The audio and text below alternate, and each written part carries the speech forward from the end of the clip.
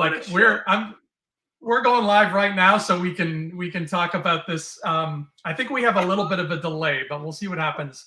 But yeah, that X-Men episode, without getting too in depth about it, because otherwise we'd be here all night. Dude, I mean, that was the best episode of TV that I think I've seen this decade so far. Oh my God. You know, when this show came out, okay? When it came out, there was a hesitation because it's like, I know it's not the X-Men I grew up with. But it is, but it isn't. You know what I mean? Like it looks like X-Men, it sounds like X-Men, but it's clearly it can't be what it was. And this is one of those rare cases where that's okay. And I'll tell you why. Because clearly we've grown up. We've seen things. We're a bit more, desensitized to. I have seen nothing in the past 30 years. I'm completely the same person. We're desensitized. We've matured over time, and things are going to hit differently, right? It's always hard to come back to these kind of things and expect, especially when they do a remaster or do a sequel like this, I guess, in a sense. But in this particular case, the writing, the writing and the growth they brought to the writing as well as the cartoon itself, man. Because I was sitting there, I'm like, wow, they're talking about stuff. You know what I mean? Like they're going there. And there was a line Magneto said, and I was just like, oh my God, like he just said what we're all thinking. The thing about terrorists being leaders. Yeah. Yeah. Oh. Just like, see, now I thought of you when it ended. I thought of you because I was like, I need to ask Ryan this question. Your adage of wisdom that you have, that if the cartoon does it better, what are you even doing making a movie, right? Yeah. How the hell does the next live action X-Men movie stand up next to this and say, we're the big boy version of this? How do they do that now?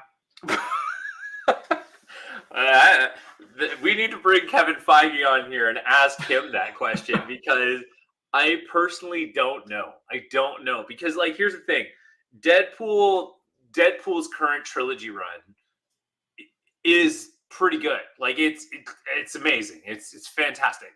And to be fair, it does complement, if not find a way to stand beside the X-Men cartoon because of its comic book action, because of its comic book action, but also to find ways to tell a story that you can relate to, and more importantly, just enjoy. You know what I mean? Like a really solid, what I'll call comic book soap opera, that they find a way for you to really kind of get love this character and enjoy the character's journey, right? But in terms of the X-Men coming from an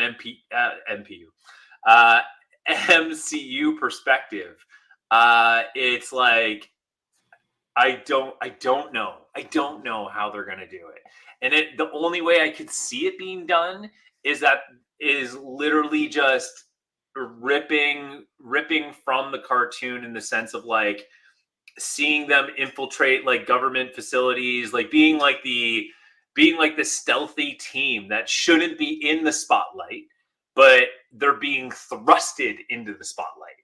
And like I said, you don't focus on the characters, you focus on Xavier and Magneto's story. And everyone else is kind of like this soap opera character that comes in and out from time to time, and you learn little bits of their story. But in terms of being able to just do it on the MCU scale, good luck, Kevin. You have, by releasing this cartoon, you have put yourself in such a position that it is legit we're talking Dune Part 2, make or break X-Men movie. Like it's going to be so hard to do. Yeah, they didn't just set the bar high with this. They put the bar on a NASA shuttle and was like, see you later, and like rocketed it off to Jupiter. So yeah, I don't envy whoever has to work on these at all. But hopefully they give us something good. But now I want to see the MPU that you mentioned, which is the Marvel Pinomatic universe. It's just a bunch of pins that you can wear, but they're all connected somehow. Well, I have Marvel pins. Of course you have Marvel pins. If you didn't have Marvel pins, I'd be very unhappy with you. No, my brother bought them for me in celebration of the launch of Daredevil. Ah, there it is. The show? The Daredevil show? Yes, the Netflix show. The Netflix show. When it originally came out. My brother got me this for my birthday. It was awesome. I'm just trying to rearrange it so it looks proper. There we go. There's my boy, Punisher. We're looking. Oh, there's Punisher. Okay. Yeah. It's like it's the thing that goes in the corner of the cover.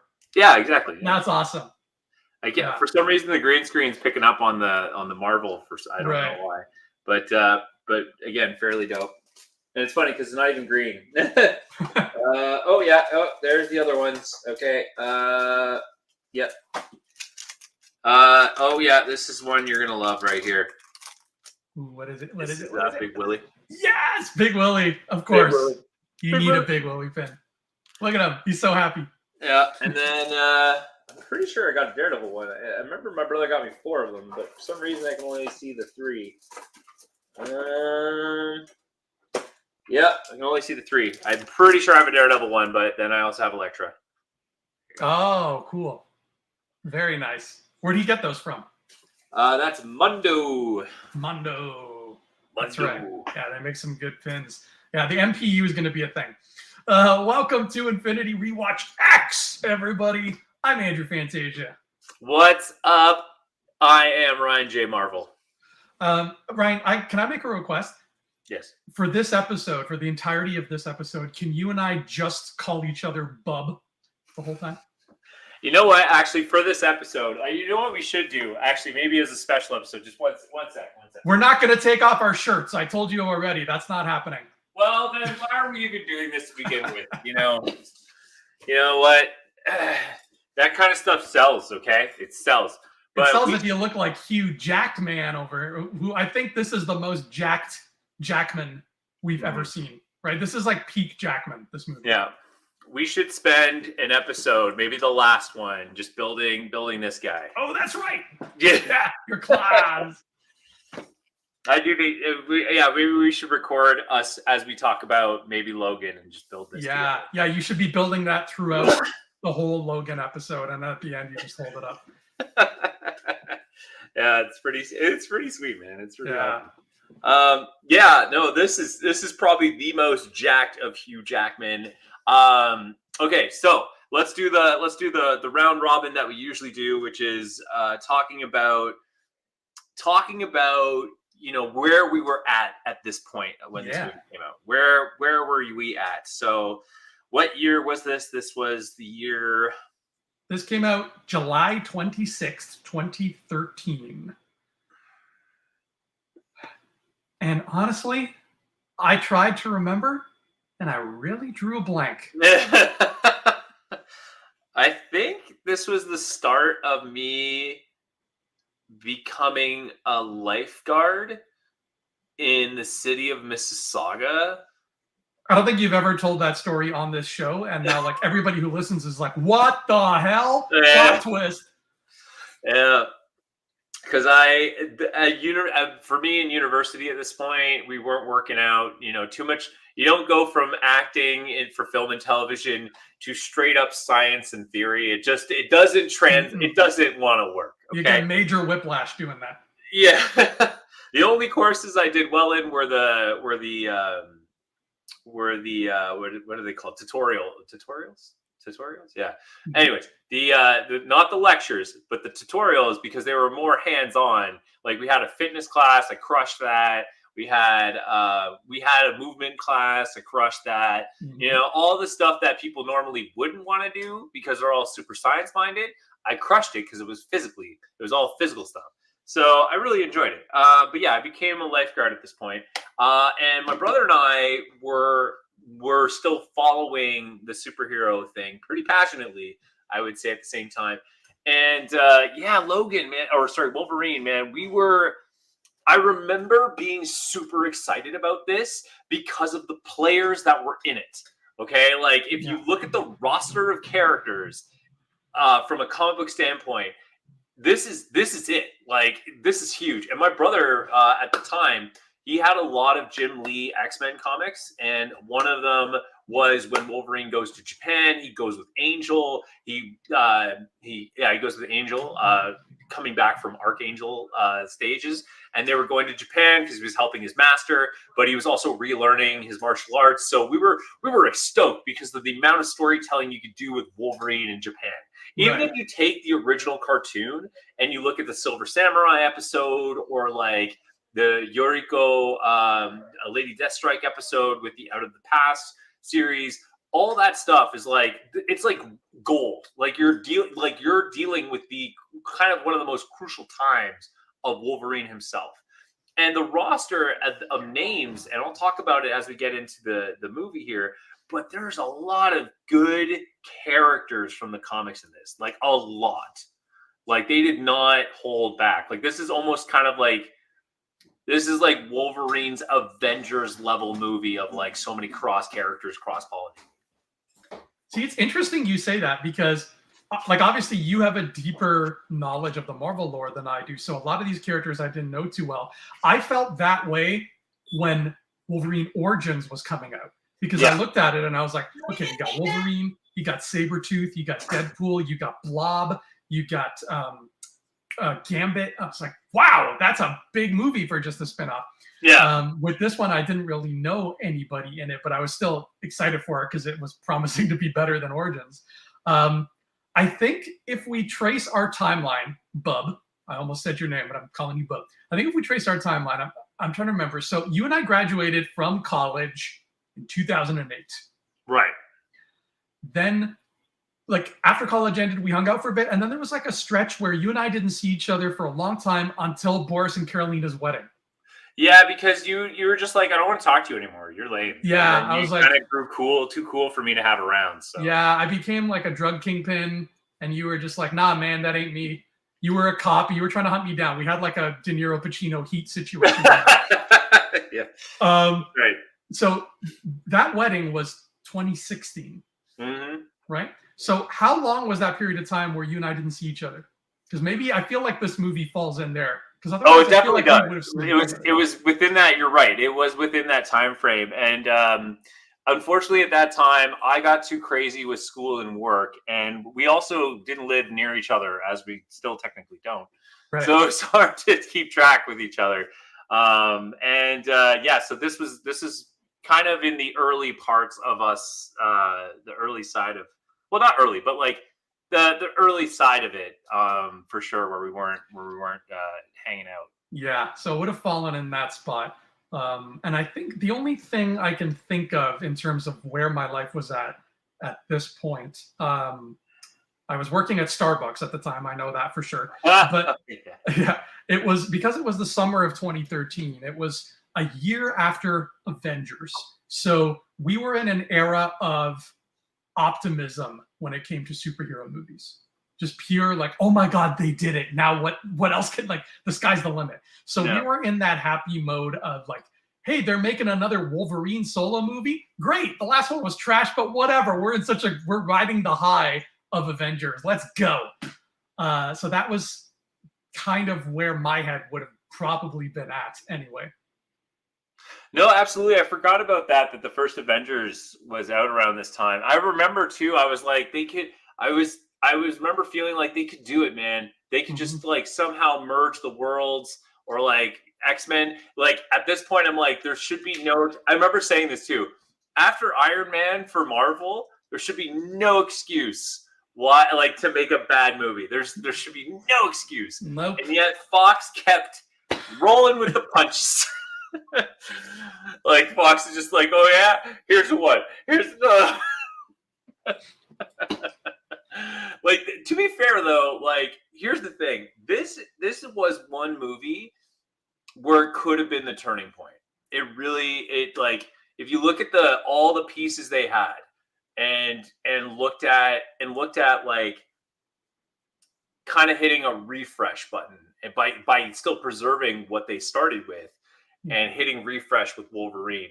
This was the way to do it. Like, this was perfect. Like, goes to Japan, we get a new setting, and then we kind of have Wolverine shifting the tone of the world of X-Men a little bit. And then when he comes back, you can make your changes, and then, like, really kind of move forward with that, especially with the whole First Class thing going on, which was doing really well as well. Like, First Class was amazing, right? Yeah. So there was this kind of nice shift in tone that was really working. And the other thing that I thought was interesting was I was going to talk about this later, but I'll talk about it now. They put in Madam Viper, and Madam Viper's like a big Avengers character. So I was like, oh my God, they're finally doing it. Like, this could be it. And yeah, so then thus kicking off this movie, and like okay, they're going in a whole new direction. So that's interesting because, see, I didn't know that Madam Viper was an Avengers character, and you had that mindset going in, like, this could be them just saying, let's do it, let's bring it together. So I wonder how much of that colored your experience, because from what I remember, you're not the biggest fan of this, and I straight up really like the Wolverine. Yeah. Like, I really like it. So I wonder how much of the Avengers high actually ruined this for you a bit. A lot. No, the Avengers High didn't ruin it for me.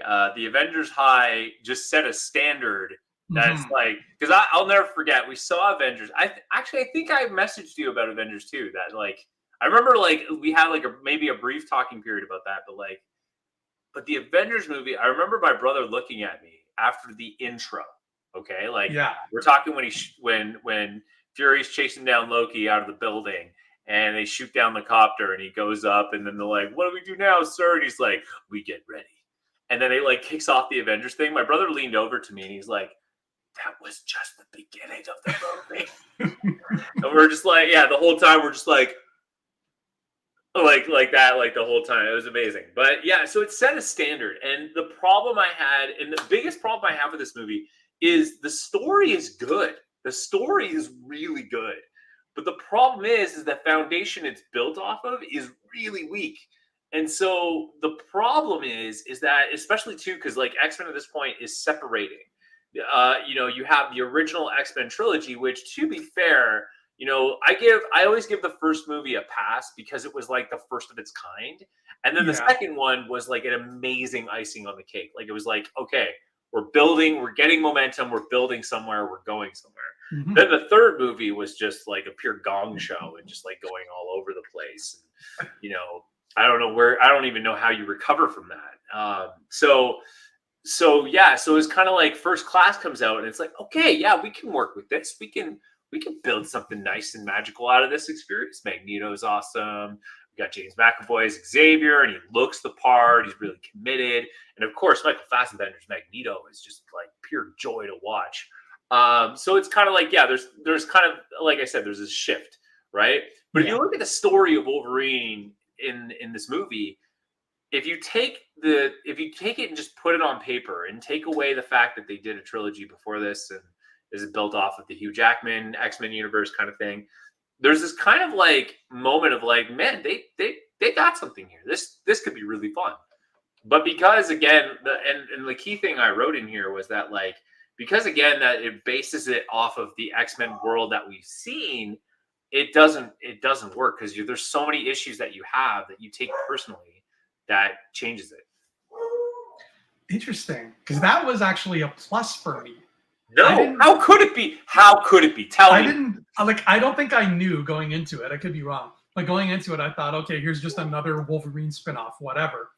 But I was pleasantly surprised by the fact that you go in and he's dealing with the gene stuff. So I'm like, okay, this is not X-Men 4, which I would have definitely still wanted at the time, but it's still the next chapter of the story, and I like that. Yeah, I see why you think that, but again, like you're still carrying the burden of that first trilogy. You know what I mean? Mhm. Like you're still dealing with the fact that you're still dealing with the awkward Remy LeBeau. You're still dealing with the fact that Cyclops is dead. You're Oh, still Remy, yeah, Remy, I don't, yeah, that movie doesn't exist in my head canon for according to this. Yeah, but Yeah. but that's the point. Like you can't cherry pick here. You have to take the burden of the whole thing. And then you got to take the burden of the fact of like Magneto's technically lost his powers, although we get the update, near the end of the thing. And then what else do we get? We get man, yeah, we get the whole weird Xavier death non-death thing, which is bizarre as heck. And then you Mhm. also got Rogue, which like we don't need to get into that. I mean, I hold nothing against Anno Paquin like delivering an awesome Rogue story and character arc or sorry, let me rephrase that. I have nothing against Anna Paquin performing. She crushed it performance wise. But that character should not have been that young and should not have been in that position. Like, again, the cartoon, she's a 20 something year old who was just like this Southern Belle thing going on. Like, it was a good start. I But still can't talk about Rogue right now because I'm still raw from yesterday's episode or the other 2 days ago's episode. So like I'm still it's too soon. yeah, but then, my point is, you can't cherry pick here. Like, you got an awkward Sabretooth, you know what I mean? You got the Blob, you got an awkward Blob, yeah. I think in this situation, though, I think we're allowed to cherry pick because the people making the movies are doing the same thing. They're saying, what's continuity? We don't care. Like the second they give you that Liev Schreiber guy and say that's Sabretooth now, it's like, okay. Right? That's a fair point, though, too. Yeah, because they're not playing by the rules here, right? Like they're changing it up. No, that's fair. That's fair.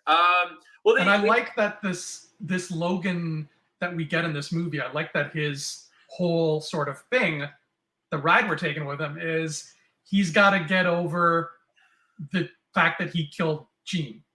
Yes, yeah, I did like the start of that, but I felt it was overplayed. I liked it in the beginning, in the first half of this movie. I felt it. I felt oh man, like he's being haunted by Jean, which is brilliant. Yeah. But at the same time, it was too much of a crutch. That's so interesting because I felt the exact opposite. I thought it was underplayed. Oh my god, yeah, no, I didn't like it. Wow. No, I put wakes up haunted by killing Jean. I like that arc, but coming off of that broken trilogy doesn't work. Right. Yeah. It is a broken trilogy, and I think what makes it broken really is part 3. Like it's a good trilogy until part 3. Like like the new Star Wars. Like it was going somewhere fun, and then it's like whatever. I do like though, and I had this written down here. I thought it was a very genuinely cool motivation for a villain, where Yoshida's whole thing is, your powers are a curse to you, but they'd be a gift to me, so let me have them. That felt really unique, and then to have that sort of be a through line where his powers are being sapped from him, it's like, wow, tension, because we start this movie with him holding his own against a nuke, so it's like, you can't expect me to have tension if this guy's going to withstand a nuke. So the fact that they took that power away was a really smart choice, and I like that it's just a different villain motivation that we haven't seen in an X-Men movie before. You know what? That's a great point, and I did talk about that.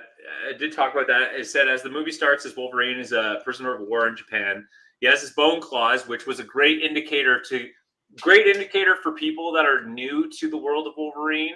Yeah, but also has been following the movie trilogy. The bone claws seem like a precursor, like a prequel era, where the steel claws is modern era kind of thing, right? And then you got the older Wolverine, and that's pretty self-explanatory.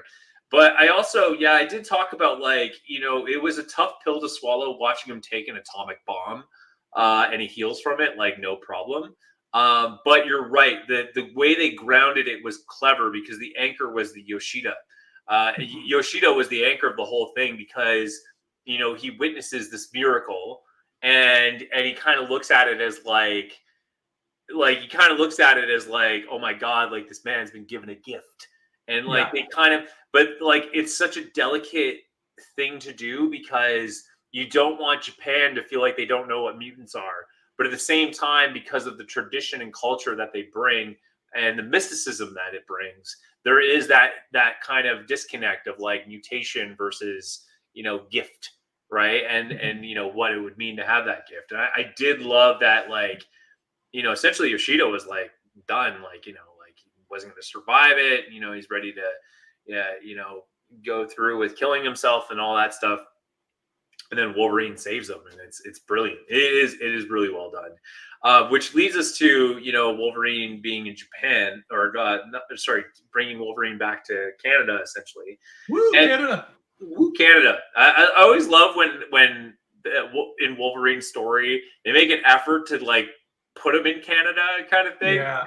I don't know if it's just like, well, we got to give love to those Canadian fans out there, like you know what I mean? Like it's so spelled out for us, and it's just like, yeah, Canada. But I did go on to say here, like, yeah, so the opening's really good. I love that Wolverine's Japan. And again, the element of like him and the gift thing, I completely agree with that. And also, and another good example of like putting ammunition in the good story side, I put the story about his relation to wild animals. Like that's something you should be doing from like the get-go. Like they kind of spell it out for us in like the first movie, like he's this animal, he's in a cage, he's cage fighting.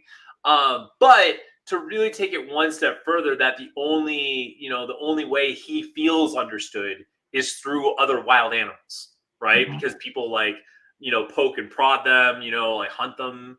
Like, so Wolverine relates to that because he's been hunted down all his life. Animals are used for testing. Like, you know what I mean? All that stuff is like all aligned with him. So he gets it, right? And I love that he goes to like go find the hunters and they're using illegal, weapons to hunt. And he like he essentially wants to get even, for not killing the bear properly. And so we get a great bar fight scene, and I absolutely loved it. It was fantastic. Which is, I think, our first Logan bar fight since part 1. Mm. So it's nice to get back to the bar action because he's known for that kind of thing. Absolutely, man. He's scrapping in bars like left, right, and center, man. Like even in the cartoon, he spends half the time in the bar playing pool. That's all he does. You wreck him, Gumbo. And then that's when Yukio rolls up. Yep. And I'm assuming she's from the comics. Her mutant power is she's basically Bruno from Encanto. That's fairly accurate. Now, the interesting part with so I actually made this note. I said there are a ton of Marvel characters in this, like a ton. Yukio is one, which I love Yukio. I love the actor that played Yukio as well. She's awesome. Does she have like a mutant code name, or is she just? No, she's just Yukio. She's just Yukio? Okay. Yeah. Lame. I'm going to double check. But yeah, she's, what's interesting is like they actually pulled from a specific story arc for Yukio. But what's interesting about Yukio is she's also in Deadpool. No way. She is? Yeah. Same actress too? She's no, different actor for sure. Different actor for sure, but because the girl with the red hair, right? In the Deadpool trilogy, she's the purple hair girl with Negasonic Teenage Warhead. That's the same character? Same character. Wow, okay. I never would have made that connection at all. Yeah. So Mariko, so there is a story that ties around Silver Samurai, Mariko, Madam Viper, like they're all together. Mm-hmm. And there's like a comic book story that relates to that. But yeah, I wanted to make a point of just saying that's like that. Like they have a lot of key characters that all play a story in the comics that is similar, but slightly better in the comics, but similar. Definitely, for sure. That's cool. Mm-hmm. Yeah, so she rolls up into this bar and she's like, Logan, you got to come with me, man. You got to come meet my boss. My boss really wants to see you. I don't think she ever says who her boss is. And you'd think, this is not a guy who's like willing to just get up and go. Like he's just a grizzly mountain man. So you think like Yoshida would have been like, tell him who I am. Tell him I'm the guy from the, like, let's be real. That nuke, like there's fallout from nukes. I don't think they got out of that hatch within like an hour. They were down there for a while. I think there's a whole sitcom of just them living in that hatch for a month. Like Hatch Sweet Hatch, starring Yoshida and Logan, where they're just living it up like perfect strangers until it was finally safe enough to crawl out. So like you'd think he'd be like, tell him I'm the guy from Nagasaki. Like otherwise, the fact that she was able to get him on that plane, like without him knowing who he was going to meet, that's some skill she's got. But when you have the power to predict, you can see all the outcomes. So naturally, you're going to go with the one you know is going to work. True. So you're going to be smooth. I love that actor. Like she did such a good job making the character fun, interesting, finding those moments. You know what I mean? Yeah, and I love the whole trip to Japan. She convinces him. She fights amazing, by the way. I was going to talk about that later, but some of the fight scenes she's in is phenomenal. Like great fights in this film throughout. Yeah. But this is the point actually when Yukio takes him to Japan and they go to the funeral scene, or not the funeral scene yet, but like she goes to Japan and you meet all these different characters. Harada, which was the young guy with the bow. Okay. He is a character in Marvel as well. He's kind of the youngest generation of the Silver Samurai. So he's a Silver Samurai. Okay. Shigen is also a character, which is played by, I didn't know this, but I was so stoked when I saw it. It's played by what's his name? Hiroyuki Sanada. Yeah, Hiroyuki Sanada. I was like, he's a nut! Oh my god! Which begs the question, man. I was like, man, how long has this guy been in the film industry? I know. He's aging so well, too. He still looks the same. Yeah. Love that man. Yeah, thank you for catching me on that. Yeah, Hiroyuki Sanada, man. I was so excited to see him. Shigen, so Shigen's another kind of, I wouldn't say, I don't think he's a variant of Silver Samurai, but he's part of the Yoshida clan, like a big character. Kind of think of like the Yoshida clan as another version of the Hand. Like they're a group of kind of characters. And then you have Madam Viper, obviously, who is like a huge, huge character outside of the world of X-Men, which was like huge. And Mariko, obviously, another character, the daughter of the Yoshida clan thing. She's another character in the comics. So again, you have all these key players who are again from the comics in this story. Yeah, I think the only one that I really knew about going in was Mariko, because I remember that episode of the cartoon where they show him in Japan, and he's like, Mariko, I love you. Yes. And she's like, no, Logan, I can't be with you. And he's like, oh, Mariko, and he's always growling her name. Yeah, bub, exactly. Yeah, bub. That funeral scene though, that was where I was like, I sunk my teeth into the movie. I remember in the theater, when that funeral gets crashed and there's that chase that ensues. I'm just like, yes, this feels like a James Bond movie. We're meeting all these characters at the funeral and they're all like giving him cut eye. And we're like, okay, who do we trust? Who don't we trust? And then it keeps snowballing, the chase through Tokyo. There's a shootout in that like pachinko arcade.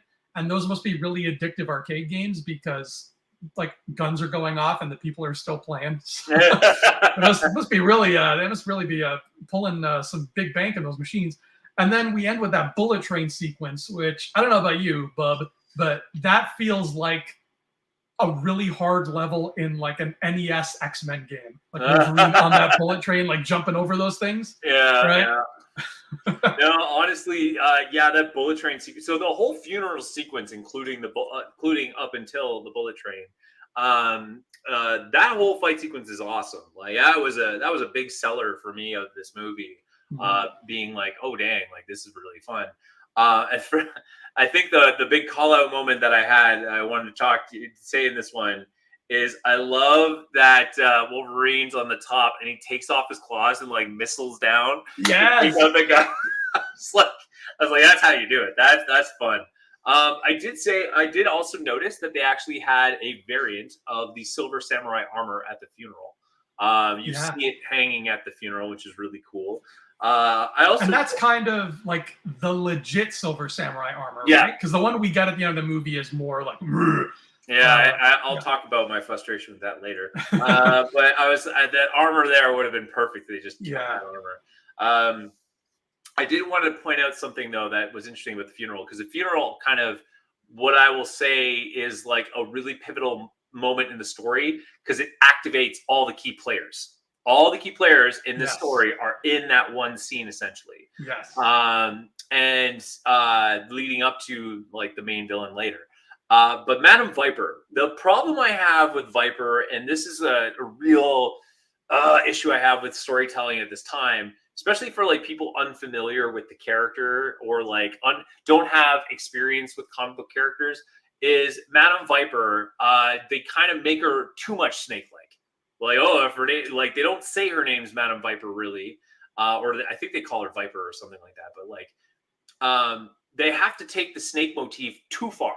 So it's like, she's a snake, so she's got to have snake tongue, and she's got to use like spit acid like snakes do. Like, it's just like, no, you don't need to spell it out for the audience. Like, what I always love that the cartoons and comic books do is that her personality is a lot like Snake. You can't trust her.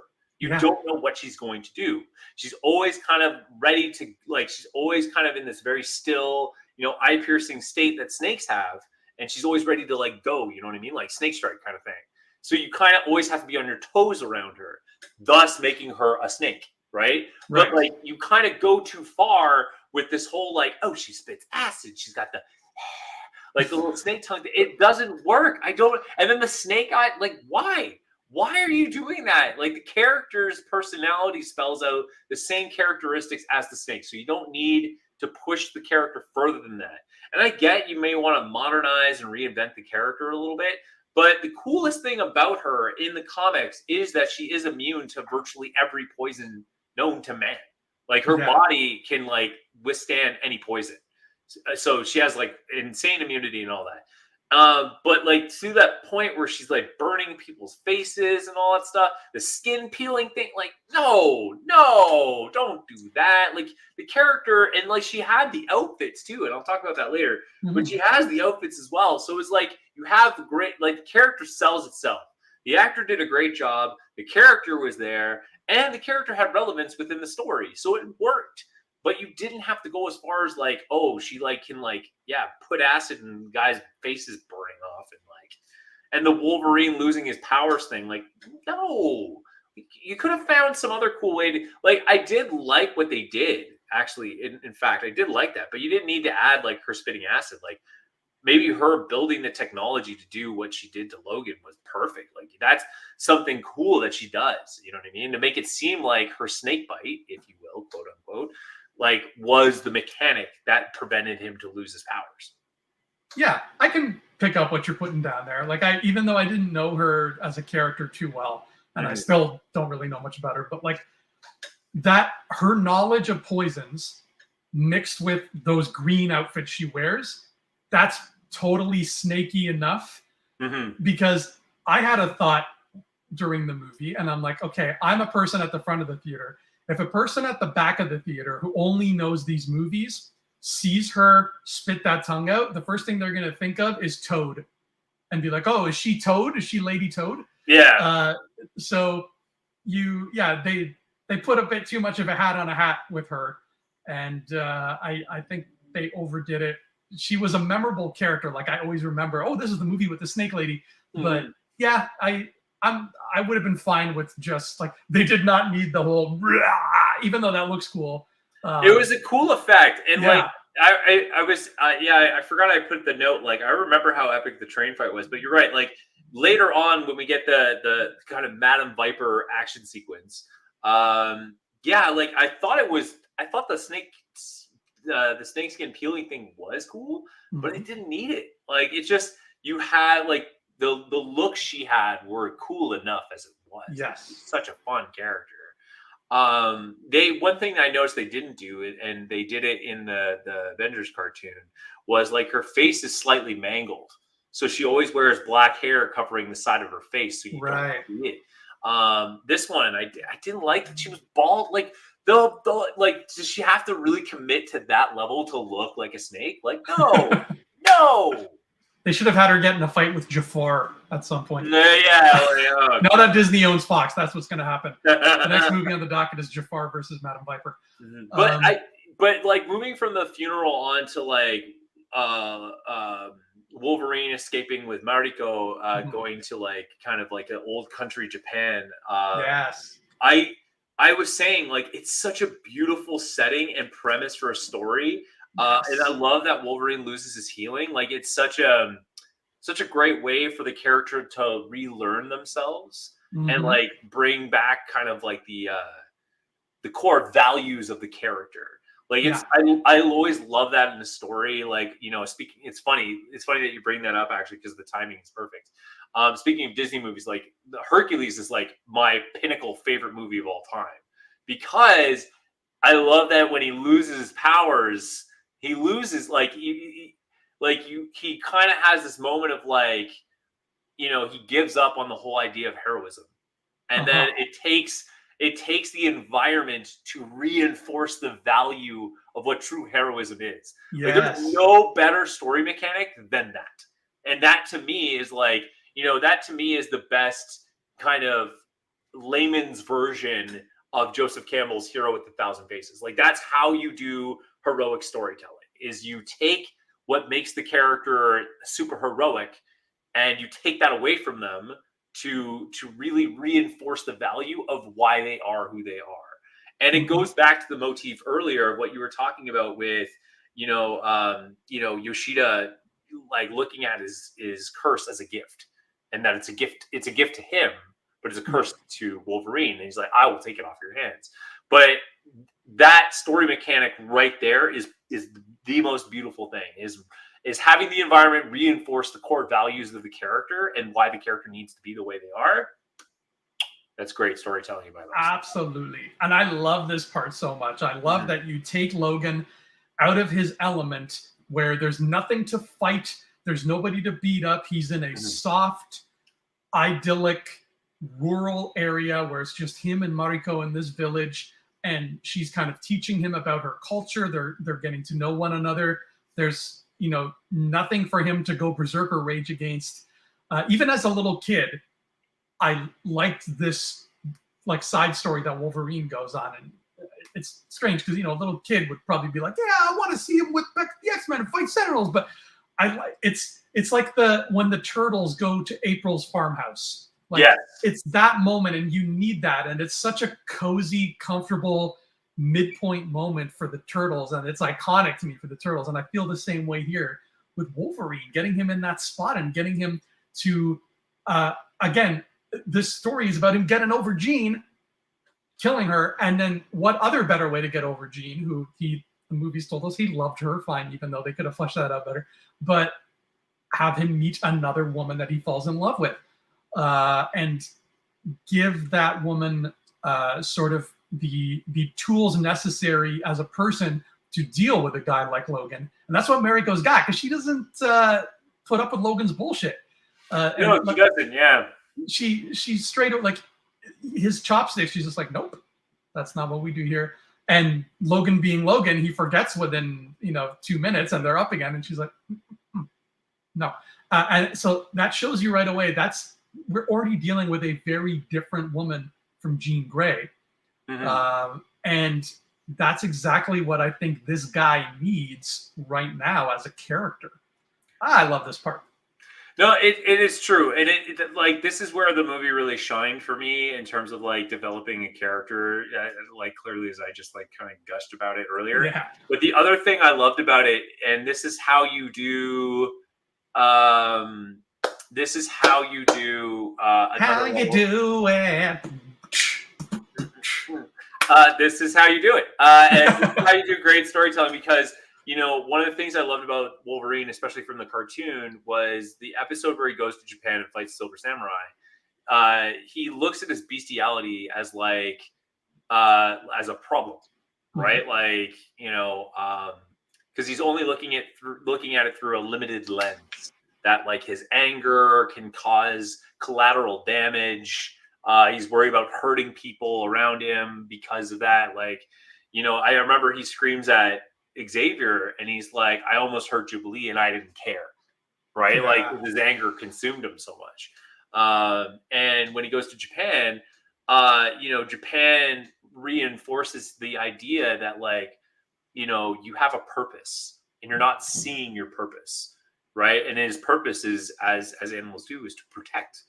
And it kind of both recognizes the, you know, the savage beast within us all, if you will, but also redefining that there's a balance, that you bring a humanity to it and you're doing it for a reason. And the same thing goes with this story and why it works so well to serve the character Wolverine. And again, this is why it is both the best thing. This movie has the best thing, but yet the worst thing against the character is that when he loses his powers, he and you see it with Mariko. I think she even says to him, and I quote, like, everything has a purpose. Everything has meaning. That's what she says. Everything has meaning. And so, you know, that's why she takes the chopsticks out. It's like, superstition, Japan, everything has meaning. So thus giving him meaning, right? Beyond the savage animal that he is. So it was such a great, beautiful mechanic to tell him that. And it was such a great way to do it, especially for a character that relatively is invincible. And going back earlier to taking the atom bomb, you know, now, you know, like they're taking the bullets out of him and you know he's human now, right? Which is like another great tool. And this scene, this hideaway scene with Mariko in the countryside, it reinforces a movie cliche that I have this little like mental list of movie cliches that are just like silly things that always happen in movies. You know, there's like the famous one of like nobody ever looks at an explosion, right? You know, but there are other ones, and there's one in here, bub. Okay, and that is that in movies. Are you ready? Because you're never going to be able to look at movies the same way again. In movies, nobody ever hands a piece of fruit to someone else. They always throw it. When she buys the apple, she's like, I'm really thinking in my mind, I'm like, oh my God, I think he's right. Nobody ever just hands a piece of fruit to one another. Oh my God. The first one that comes to mind is Aladdin. And when he gives the apple to the princess, he rolls it off her shoulder and flips it. Yeah. Oh, I'm on a quest now. I want to know if that's true. Try and find one. Another one I have is that nobody ever just takes off a necklace the right way. They always rip it off. Question for you, comic booky question. Yeah. That has to do with this whole atom bomb thing. So Wolverine, Sabretooth, Deadpool, they have this healing factor. What can kill them? Interesting. I think it's decapitation. They have to be decapitated. Okay. You have to sever the head from the body. Even Deadpool? See, now Deadpool kind of is a unique thing, because ever since Deadpool got the fame that he got, they actually broke that, because when you cut off his head, he still does his like thing, and that's why the Deadpool, one of the famous Deadpool toys they had was the head, and you can like do all fun things with it. My understanding was that would be the way to kill them, or like this point essentially disintegrate them is like the only other way. But right. But at the same time, like I've seen comics, it's hard to say, to be honest, because I've seen comics where Wolverine's been like pretty much like blasted down to his like skeleton and organs, and he's still able to like bring it back. You know what I mean? So like that definitely sounds like a 90s comic. Yeah, no, my understanding was up until a certain point, it was like that's it, right? But I think that's been challenged to such a level that it's hard to say at this point. That's fair. Maybe we'll find out in the MCU. So the Yukio comes back into the picture. Well, because Mariko gets kidnapped, which is fun. You're right. Yeah. Like, it's fun to see Wolverine do it. Another thing I want to call out too is what I loved about the commitment to showing how vulnerable he was. Speaking of the apple, was that he does say he's tired, and I did like that because, because a guy who heals all the time doesn't experience the little things. You know what I mean? And it was a nice call out. But yes, she gets kidnapped. And okay, fun fact about this little kidnapping, by the way. Not only does he make it to the car, okay, where she's being thrown into, he's able to touch the door, grab the dude, throw him, and if in my brain was like, if he's that close to the car where he's able to grab said door and door frame to almost get her out, why didn't he just use his claws and just rip the car? I know he can't, like, he doesn't heal as fast from his claws, but if the pressure was to save her, why couldn't he just like literally like cut that whole car in half? Because, like, I guess that's why he's Wolverine and not Beast. He's not thinking, he's just raging. Yes, man. But anyways, it was just like I was just like, there could have been a more clever tool to like show how close he was without showing how close he was. Like, I don't know. Yeah, like, to me, like, the way they did that, I'm like, he could have easily got her from there. Yeah, you're right. Somebody could have kicked him or something. I don't know. Yeah, like, I know they do show him getting to the car and he gets one dude out, but like I don't know. Oh, they shoot him. They start pulling away and they shoot him in the leg, and then he like stumbles, kind of thing. It's a weird handoff to like demonstrate that he like lost his chance to get her. But like, anyway, it was stupid. But yes, Yukio comes back, and Logan's all like gonna interrogate the dude of like, where is he? Noburo, her fiance. Now, this is Noburo is a jackass. Like, I agree. I'm on Logan's side here, obviously, but I find it pretty funny, pretty hypocritical. Like, he rolls up into the penthouse. He's like, "How dare you sleep with these prostitutes when you're engaged to Mariko, the woman I just slept with?" Like, he's okay, Logan, that high horse is a little too high there, buddy. Yeah. But throwing him into the pool was a fun touch. You know, actually, I forgot about him throwing him into the pool. And I think that was kind of the first time I've seen in an action movie where they did something like that. I think Lethal Weapon might have done it, but I don't remember. But it was the James Bond did it. James Bond, There's a Sean Connery James Bond that does the same thing. How'd you know there was a pool there? I didn't. I love that. I honestly, I forgot that. I forgot that was the thing. But I love the line delivery of that. She's like, "Oh, how did you know there's a pool there?" I did it. It's the most macho thing. Like, I just love it so much. Like, in my love of action movies, when you throw someone out of a building, the fun thing is changing the expectation. Like, oh, you threw him out of the building. Clearly, that dude is like street pizza at this point. But then they changed the shot and he like made it to the pool, and it's. That's how you do comedy and action sequences. You subvert expectations every time. Yeah.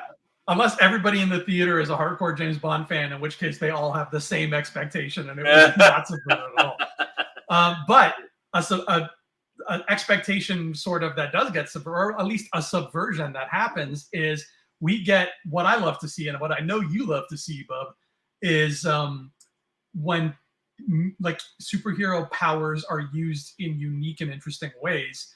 And man, Logan having to operate on himself with his own claw while he can't heal. You beat me to it, but yeah. Wow, taking it to the next level. I was sitting there, I literally put, wow, Wolverine performs an open heart on himself. Like, woo, woo. And there's a fight happening around him while he's doing it. I don't know who thought of that idea, like who in the writer's room came up with it, or if like Hugh Jackson's like, I want to do something here. Let's play with it.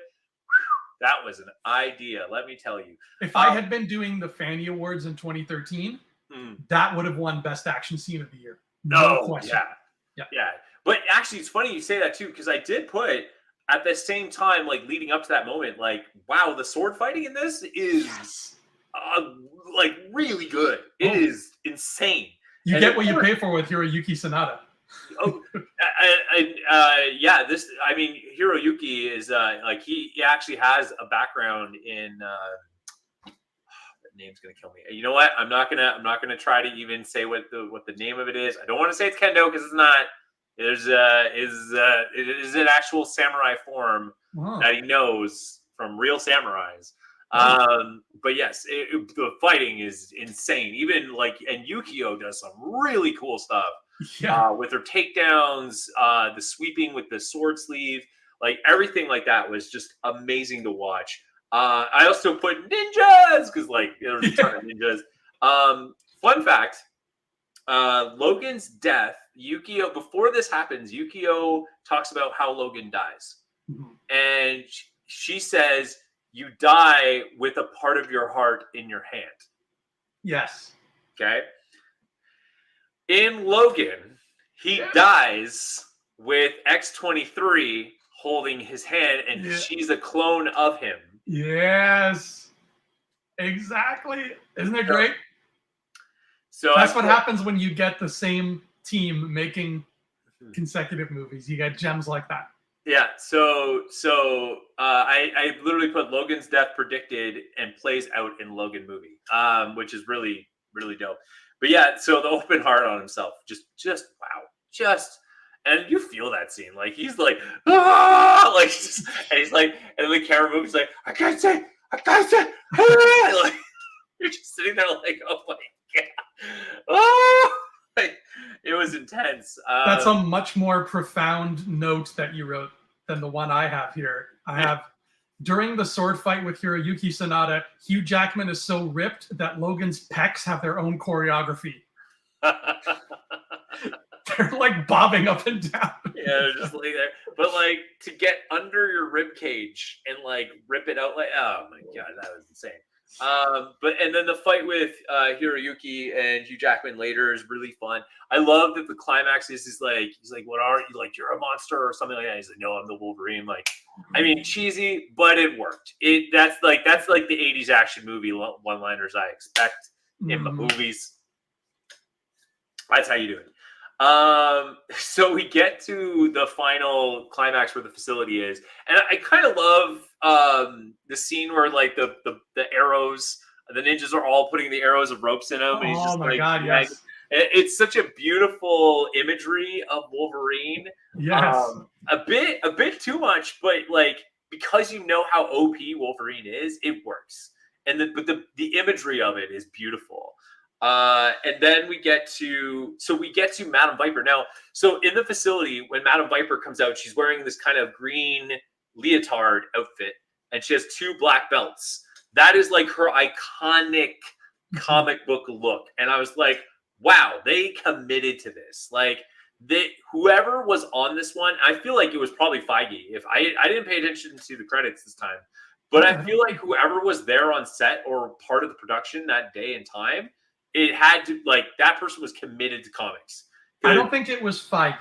I don't remember seeing his name, and like he would have been busy. Like this is right after Iron Man 3. Like Feige's working. He's got stuff. Oh, that's true. Yeah, I know. He was on the Marvel side. Yeah. No, because like in the original trilogy, he was in the credits. Yes. He was like a production assistant. Yeah. So anyway, yeah, but someone on the Fox side was like, yo, Feige was right. We stick with comics, and like, here's the look. Like, it was his sidekick, Fevin Feige. Yeah, Fevin sidekick. Yeah, something like that. Yeah. So, Ninja Alleyway fight. I wanted to mention that had a lot of cool ideas. Ending with Wolverine being slowed by arrows was such a cool thing. Oh man. So here's the part I want to talk about. Okay. What did they do to the Silver Samurai outfit? Why did they make it a giant ass robot? As much as I love the movie, agreed, dude. Worst part. I mean, bub, not dude. Worst part of the movie. And this goes back to the thing I hate about movies being told at this time is like, oh, the character has one key thing, so we need to exploit it, and every character needs to have this thing. And it's like, no, it's how clever you can be to subvert the character. That is how you beat them. You don't try to adopt and like build off of what they have, because that doesn't work. It's not the same. It's not like that's not you being like clever and crafty that you have a one up on the character. Like, oh, this character had adamantium. First of all, adamantium was a rare thing to get, and all of a sudden, this guy has enough to build a giant effing robot suit about the He whole builds thing. like a Megatron of adamantium. It's like, ooh, easy there, buddy. And it's so stupid. And then the whole suit is designed to like strip his powers, and like he somehow understands the way to do it. Like, no, that's not like I don't even know how they could have wrote their way out of it. But like, I don't know why they went to that level with the Silver Samurai outfit. I really don't get it. Okay, this is what I have. And I don't know, maybe I'm wrong. Maybe this wouldn't work. But this was, after I saw this, I was like, okay, how do I make Silver Samurai a better villain? How do I make this a better ending? And what I came up with would need to change a lot of the movie. Yeah. But I think it can work. Okay. And so if the whole idea with Logan's journey here is he's got to get over the fact that he killed Jean and move on from that guilt, right? Because she's haunting him. So what I would have done differently is Yoshida. I struggled with his name for a second. Yoshida and Logan, when they meet again in the present day, I would have had us all of us, the audience and Logan, be fooled by him. I would have had a case where Logan's like, I'm friends with this guy. This guy's awesome. I love him. He's still such a great dude. He's such a great old man. Of course I'll give you my powers. You keep living. I'm done. I've had a life. I'm good. And we have that transfer of powers or whatever happens. So we still get powerless Logan throughout the movie, but it doesn't have to be from Viper Spit anymore or whatever. And now you have Yoshida getting young or healthy or whatever, and he's healing. And Logan's like, wow, I've this old friend. I've reacquainted with this old friend. This is great. Like, I have a friend for the first time since I've left the X-Men.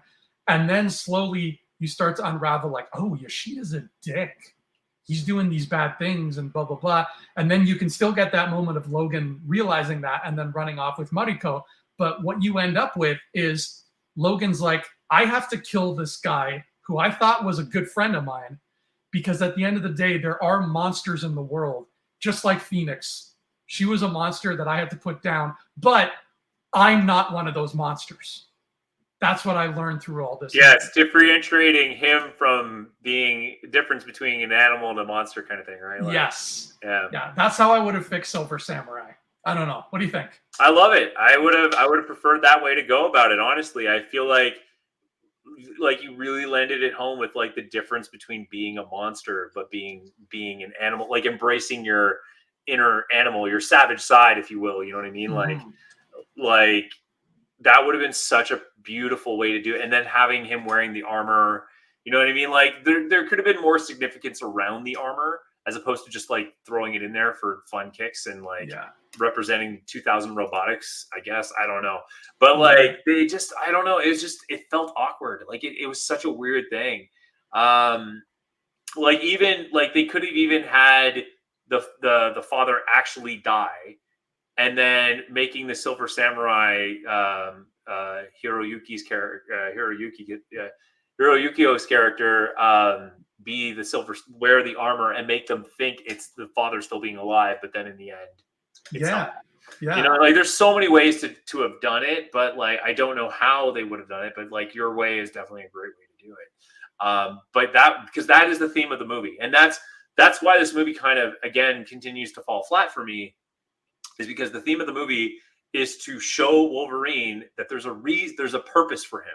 Yes. And this movie just ended with this weird gimmick of like, I'm going to take this curse away from you. And that's not it. Like, that's not how you have him learn the difference between a gift and a curse and like being a monster versus being an animal. Like there's drawing that line in the sand. There's better ways to do it. And this movie didn't do that. Like the ending didn't give us that. They give us that full circle moment of like thing. It's just kind of like a half circle moment because they started with some cool ideas, introduced some cool ideas midway through, but they didn't fully play them out. The only one that you got kind of a very superficial thing was the difference between yeah, like the finding purpose. Everything has purpose. Like you still have that in there. So yeah, that's the only one. But anyway, yeah. So it was in the end, again, like really cool ideas, man. There's so many cool ideas in this one. Really cool story beats. But in the end, when you put it all together, the execution just didn't do it for me. Even the ending's super awkward too. Just like, and like, it's not even the end credit ending I'm talking about, because that doesn't count. It's just like him essentially heading back to the US to join his team and all that stuff. It's just like, okay. Yeah, especially since we never see that come to fruition, do we? We never see him go, because we never really see the X-Men again as we've known them from the original trilogy, like pick up where they left off kind of thing. What do you think of that alternate ending, that famous alternate ending with the brown and yellow suit? Oh yeah, I was super stoked to see it. I mean, it was pure fan service. Like, that's all it did. It didn't add to anything. It's just, I'm glad they didn't go with it, because it would have been an unfulfilled promise. Right. Yeah, and 100% it was an unfulfilled promise. Like to be fair, like we're only getting that promise now. Like, you know what I mean? Like in July, we'll finally have that promise. And it's how many years now? Like it's a decade almost. Like 11 years. It'll be 11 years almost to the month, because Deadpool comes out in July. But even still, the payoff of like, oh, he beats up with Magneto. He's like, oh, I hate you, grr. And then like Xavier's there all of a sudden, and he's like, oh my god, like it's not even like, holy crap, you're alive. It's literally like, wow, you're alive. Like that's the reaction's not even genuine. Like it's there. And Xavier, let's talk about Xavier for a second. He is, pardon my French, everybody listening, kids, plug your ears. Xavier is fucking Tokyo drifting through that airport. Did you see the way his wheelchair was moving? No, and that's not like a magic sci-fi wheelchair. That is a plain Jane wheelchair. Yeah, and he is rolling like Diesel through that airport. It's very telling that this is the first post-Avengers X-Men film. So we get something that the X-Men films have never really bothered to go for. Like that's never been part of their DNA, is this whole like post-credits big setup for a sequel. Like that just wasn't their thing. But now, you know, it's in vogue. So we get it. And it teases with very subtly, it teases the Sentinels. What did you think of this tease? Didn't do it for you? It didn't, man. I just like freaking Sentinels. Oh my god. Oh, this movie is just all over the place. Oh god. It was definitely filmed after the fact. Like this is a post-credit scene in the same way like Morbius's post-credit scene as a post-credit scene. You know? It's just it's Krusty's superfluous third nipple. It was stuck on at the last second because somebody high up said, I'm gonna put this on your art. Here it is. So that's the problem here, is like nothing is properly ventured, so therefore everything is not earned. Like nothing is gained, you know what I mean? Like you don't have this moment where like you don't have the moment that these characters are giving you. You don't share it. You have them tell it to you, and that's not what you want. You want to share the moment. You want, like, that's why like the open heart surgery thing, when he does it to himself, that moment is shared because you see him being OP, you see him at his strongest, you see him at his weakest, and then you see him do this like desperate move to get him back to full strength. And so you share that. But all of a sudden, you go back to like, oh yeah, the third X-Men movie is a gong show. And then all of a sudden you have this ending of like, oh yeah, by the way, Xavier's back, Wolverine. And you're just like, and Wolverine's just like, and you're just having the same thing of just like, what's happening? And then on the same time, they're like, yeah, Sentinels, man, they're coming.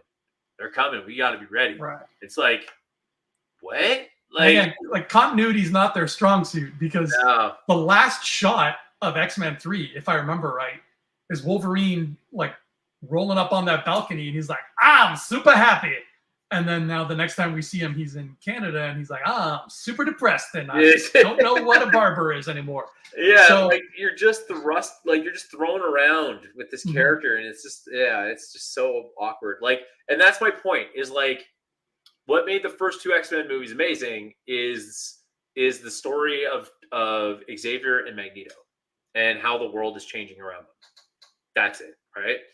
Like Xavier's saying, "Hey, the mutants are the future, and we need to all live in peaceful coexistence."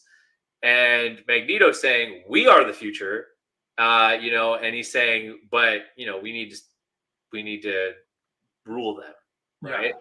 Yeah. And so it's this beautiful arc between that, and then even the first class movie continues it beautifully. And it's like, but Wolverine, if you're selling me on Wolverine, which of course on a business standpoint, Wolverine is like, you're gonna use that character until you can get no more dollars out of this character. Like everything after X-Men, the first movie, everything is Wolverine first, everything else second. What was X2 about? Yes, it had this great Xavier Magneto story, but who is it about? Wolverine, right? Who's leading in X-Men 3? Wolverine. Why? Cyclops dies. Okay, Wolverine, right?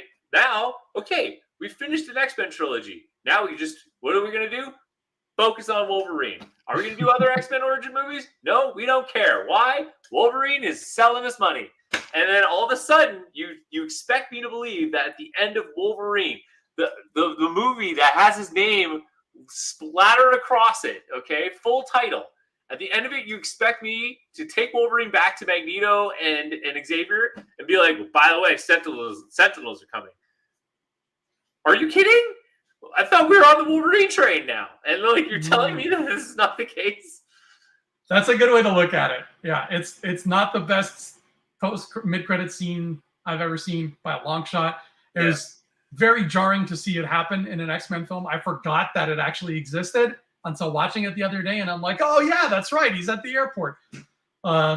So I get what they're trying to do. They're riding the wave of Avengers hype, but this movie should have been, and it is until that post-credit scene, but it should be counter-programming, because you've got Avengers, which is a giant team mashup epic movie, and then this is a quiet character study movie, and it should have embraced that more and let that be the counter-programming to what else has been happening. So, I mean, if there is a place to drop a ball, it literally should have ended him taking the suit, okay? And the crescendo should have been, I have a purpose. It's with the X-Men. That's your ending. That is your ending. And maybe he doesn't maybe he's wearing the suit and you close it with him like putting the mask down, and you fade to black before you even see the mask is down. Like you literally just I like that. Right? Like that. And then that would have been the Wolverine, because he's reintroducing the values of the character with the full suit, fully actualized, going back to the X-Men. That is your handoff. That is your Wolverine movie that makes you all the monies. Or like he goes into the airplane bathroom and looks in the mirror and just starts going. That would have sold me. As a marketer, you know what I would have done if we had the time to shoot, and they're like, okay, we need to do like a promo for like, a teaser trailer kind of thing. Yeah. Is have them in the bathroom, with the mask off, and just being like, like that's how I would have done it. Well, Ryan, Bub, it's time to rate this movie. How many claws are you giving it, Bub? On a scale of 0 to 6 or X if you're feeling saucy. What did I do? Origins? That's like 1 claw. Let me tell you what you gave Origins. You gave X-Men Origins Wolverine 1 claw. Yeah, 1 claw. You need to know anything else for reference? No. Okay. No. You know what I give this? What are you giving it? 2 claws. 2 claws. Wow. It gained a claw only because of the amazing fight scenes and like the good. Like, to be fair, I went into this still not liking it. I went into this not liking it as much as I did originally, but based on our conversation, it made me appreciate it a bit more. But I don't believe in 0.5s because it really doesn't. It doesn't help paint the picture well. So for gaining this claw, I almost gave it 3. That's what I'll say. I almost will give it 3, but because I don't do 0.5s, it's staying at 2. Okay. That's fair. I like 0.5s. It's almost a 3. Yeah. It's a 2 with like a thumbs up attached to the top. I like 0.5s just because they give me more space to work with. I hate having less ranking slots. So I like working with 0.5s. That's why I'm giving this 5.5 claws. I really like the Wolverine, and I actually liked it even more this time around. It does have a lot of stuff that needs some polishing. Silver Samurai, no pun intended, polishing. He's got shiny armor, but Silver Samurai being the primary one that could have used another couple of rewrites. But man, I dig the hell out of this, and I think that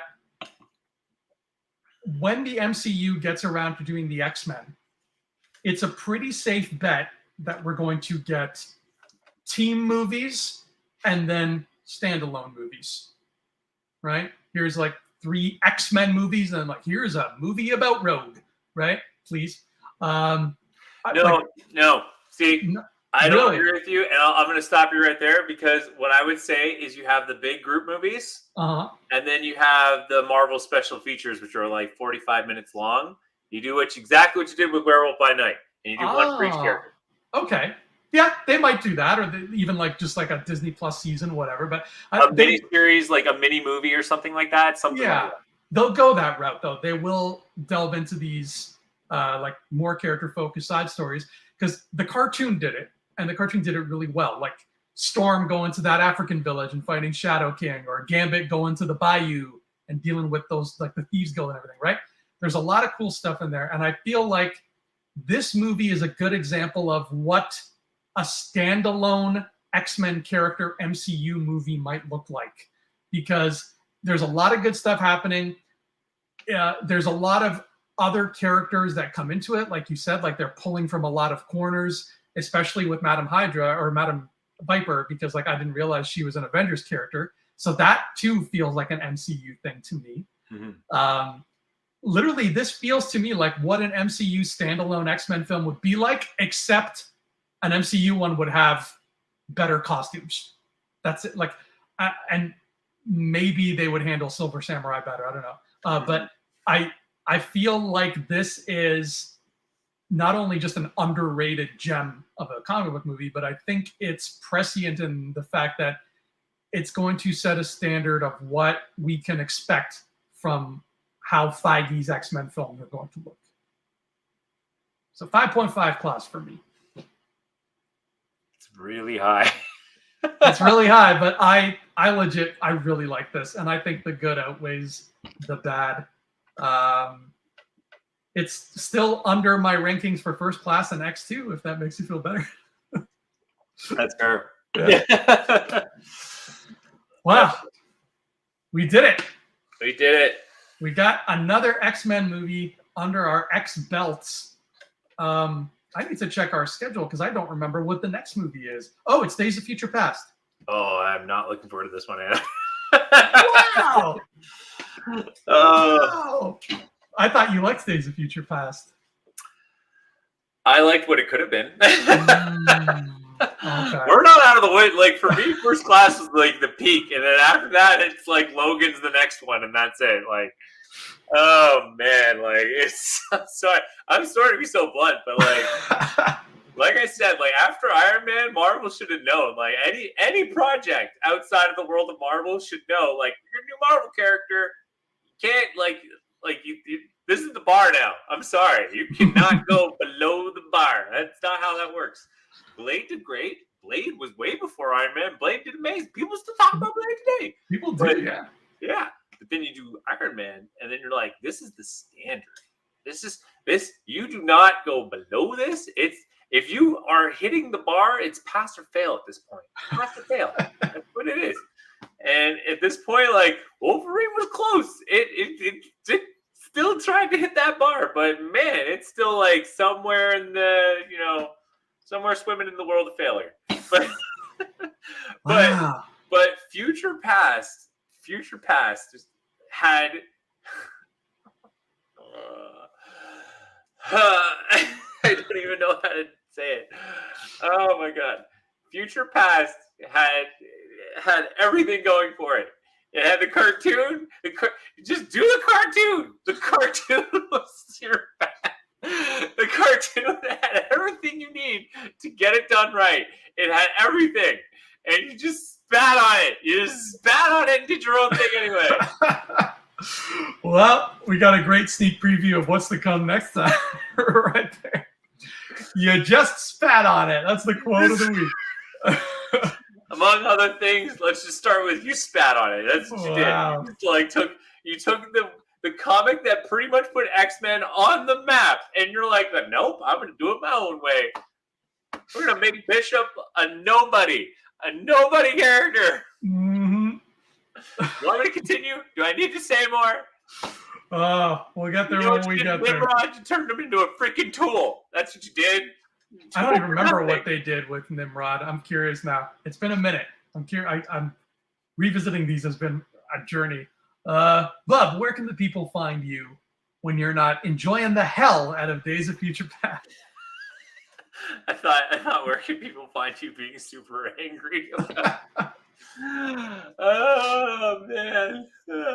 Okay, well right now you can find right now you can find me over on youtube.com/Expert Zone. Just go on there, give ourselves a subscribe. Just youtube.com/Expert Zone, people. It's that easy. Mm-hmm. And my team, we create videos about Microsoft. That is where I make my monies. So please go out and support. Give a like, give a thumbs up, give a subscribe. And that's where you can find me. Yeah, and you can find me on Instagram and on YouTube at Andrew Fantasia. I just did one of my patented review marathons. I did my 13th one. It was very ninja heavy, Ryan, so you will love it. Mm-hmm.